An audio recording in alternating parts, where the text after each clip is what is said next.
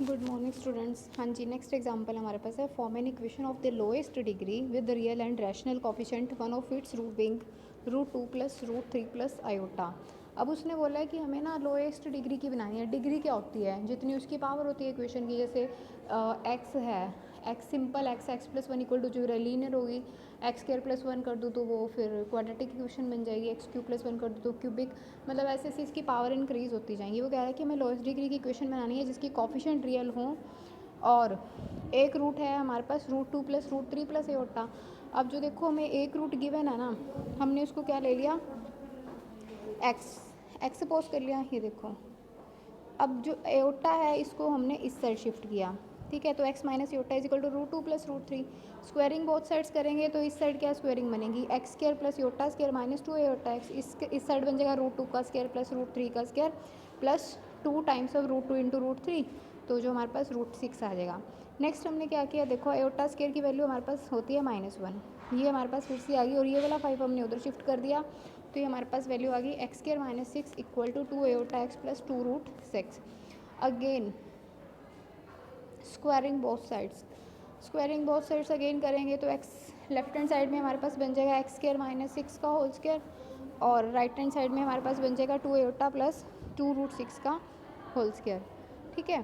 तो ये x² - 6 का होल स्क्वायर, जैसे होल स्क्वायर खोलने का फॉर्मूला भी आपको पता ही होएगा, a + b का होल स्क्वायर का फॉर्मूला क्या होता है, a² + b² + 2ab। अगर यहाँ पे माइनस आ जाए तो यहाँ पे माइनस आ जाता है, ठीक है। हाँ जी, नेक्स्ट है हमारे पास, अब देखो ये हमारे पास हमने स्क्वायरिंग करी तो ये इक्वेशन यहाँ पहुँच गई, x⁴ - 8x² + 12 8 √6x। बट देखो स्टिल इसमें ना अभी अयोटा है, तो उसने बोला था हमें कोफिशिएंट कैसे चाहिए, रियल चाहिए, ठीक है। तो रियल में तो एयोटा वाली टर्म्स नहीं आती, तो हम क्या करेंगे, एक बार फिर से इसकी हमें क्या करनी है, स्क्वायरिंग करनी है। जब हम अगेन इसकी स्क्वायरिंग करेंगे तो हमारे पास ये इक्वेशन आ जाएगी, x⁴ 6 x⁴। अब देखो जो ये इक्वेशन आई है ना, अब इसमें कोई भी अयोटा वाली टर्म नहीं है, दैट मीन्स ये हमारी इमेजिनरी कोफिशिएंट नहीं है, रियल आ गया तो दैट मीन्स ये हमारी लोएस्ट डिग्री इक्वेशन है जो हमें ऑब्टेन्ड करनी थी। अब नेक्स्ट देखो example number 4, solve the equation x⁵ x⁴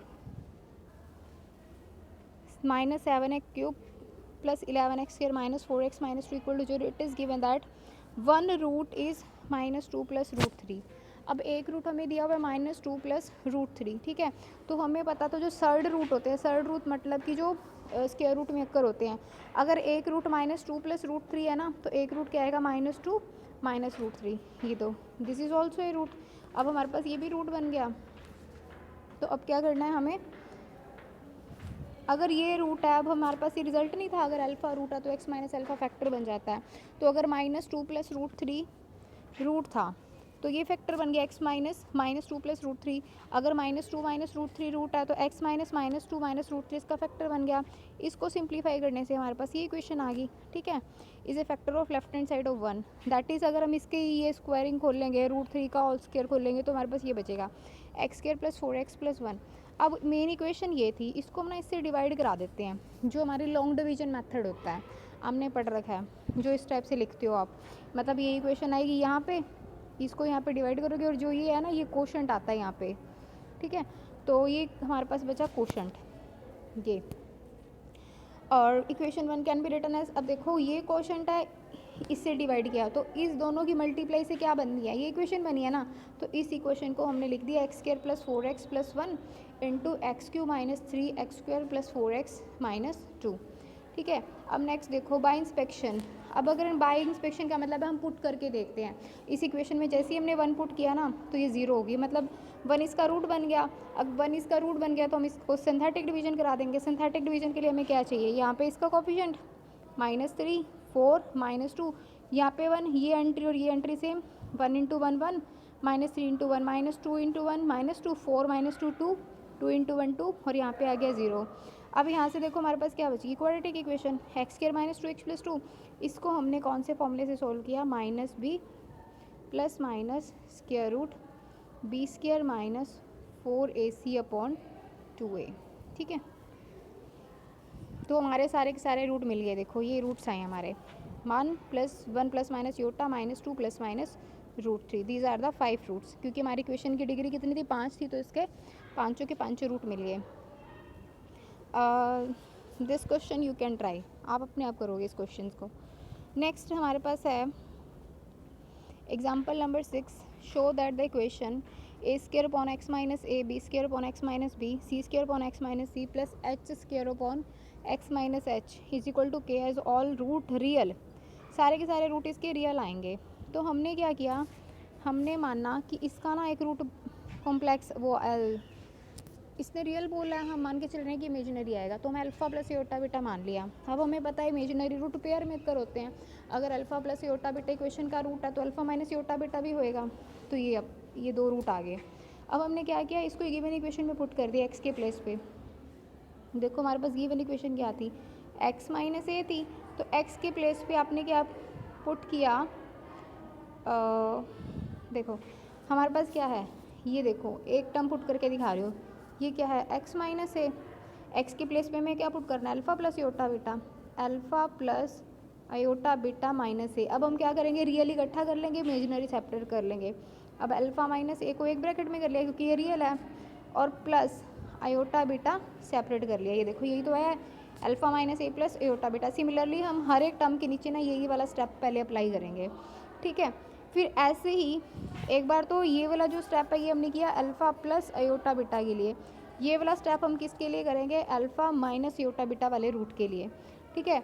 अब सब्ट्रैक्टिंग 1 फ्रॉम 2, इक्वेशन नंबर अब हमने क्या करना है 2 - 1 करनी है। इक्वेशन नंबर 2 में से इक्वेशन नंबर 1 माइनस कर देनी है।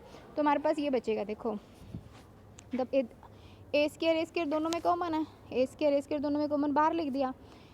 अब क्या कर रहे हैं, 2 में से 1 घटा रहे हैं, तो ये पहले आएगी alpha minus A minus iota beta minus alpha minus A plus iota beta. अब इसमें भी आप क्या करोगे, आपको एलसीएम लेना पड़ेगा।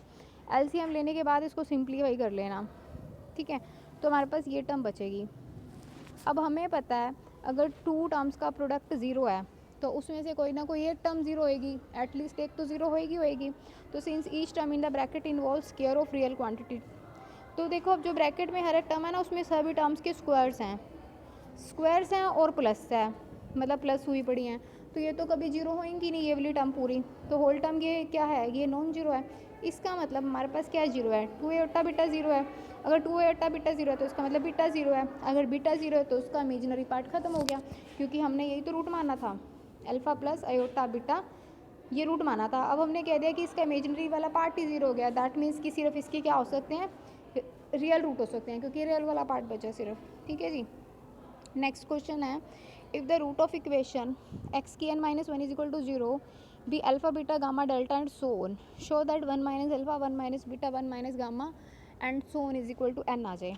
तो हमने ये सपोज किया। अब हमें क्या गिवन है, 1 अल्फ़ा बीटा गामा रूट है, तो x की n - 1 इनके फैक्टर की फॉर्म में लिखी जाएगी। जैसे मैं कहती हूँ कि हमारे पास ये है x - 1 का ये रूट है ना, x - 1 का स्क्वायर का 1 2 टाइम्स रूट है, तो हम इसको कैसे लिखते हैं, x - 1 इंटू x - 1। सिमिलरली अगर इस इक्वेशन के ये रूट हैं तो इनके फैक्टर की फॉर्म में लिखी। अब हमने क्या किया, दोनों तरफ x - 1 से डिवाइड कर दिया। यहाँ से तो कट गया, इस साइड ये नीचे आ गया, इस साइड नीचे आया ना, इसको अब डिवाइड कर लेना इस टाइप से लॉन्ग डिवीजन से।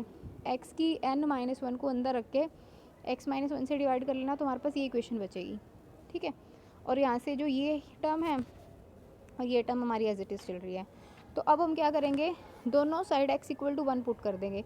यहाँ पे तो क्या आ जाएगा, n आ जाएगा, क्योंकि 1 पुट किया ना। ये देखो यहाँ से लेके यहाँ तक ये n - 1 है, तो यहाँ से लेके यहाँ तक n - 1 आएगा, 1 पुट करोगे x के प्लेस पे। ये वाला जब +1 होएगा तो ये टोटल जुड़ के क्या बन जाएगा, n बन जाएगा। और इधर x की प्लेस पे 1 पुट करोगे तो ये क्या बनेगा, ये वाली टर्म यही बनेगी ना, 1 - अल्फ़ा 1 - बीटा 1 - गामा। तो so we have prove that 1 - alpha into 1 - beta into 1 - gamma and so on this is equal to n। Thank you.